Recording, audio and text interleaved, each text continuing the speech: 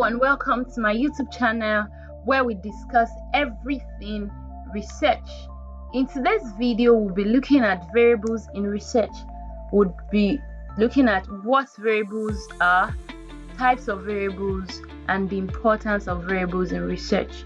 Before we go right into it, look below. You will see a button, the like and the subscribe button. Do well to hit on them. Thank you.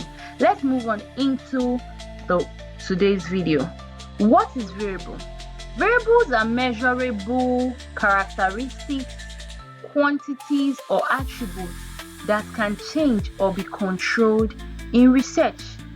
They are characteristics that we look out for in our research. They are the things, or let me say that they are what exactly we are trying to control or to see the relationship between one or the other. For instance, we are looking at, my research topic is the effect of exercise on body type. The effect of exercise on body type. Now, there are two variables. We have exercise is variable 1 and body type is variable 2. Now, that is what the whole of my research will be on. I want to look at what is the effect of exercise variable 1 on body type variable 2. That is what variables are. Now, they serve as the foundation for formulating hypotheses. If you want to understand what hypotheses are, I've made a video, a very comprehensive video explaining hypotheses and even how to formulate our hypotheses. Now, they serve as the foundation for formulating our hypotheses, conducting experiments, and how our data will be analyzed.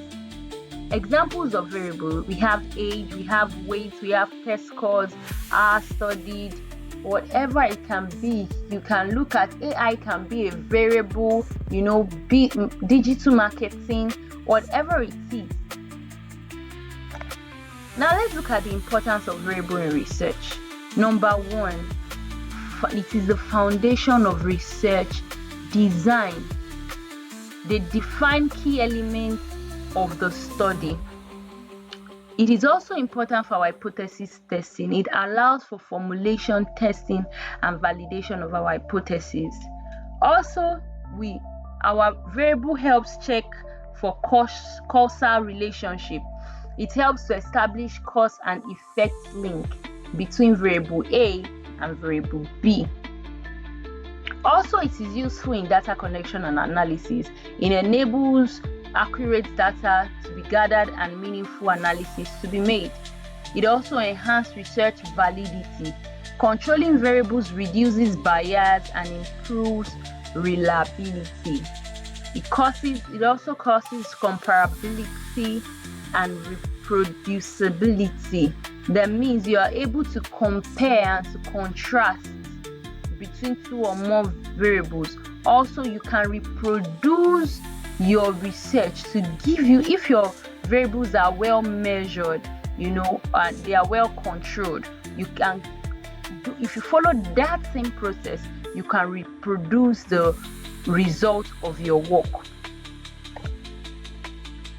Types of variables. We have various types of variables. We have the independent variable, what we refer to as the IV. Usually, it is the variable that is manipulated by the researcher in order to observe its effect. We also have the dependent variable, what we refer to as the DV. It is used to measure outcome influenced by the IV. We also have control variables, which is usually kept constant to prevent interference. We also have extraneous variables, and this type of variables is usually not part of the study but will affect the impact of the result if uncontrolled. We have confounding variables. This kind of variable distorts relationship between independent variable and dependent variable. We also have the moderator variables affecting the strength and direction of relationship. We also have the mediator variables. This kind of variable explains the connection between independent variable and the dependent variable. And lastly, we have the categorical and the continuous variable.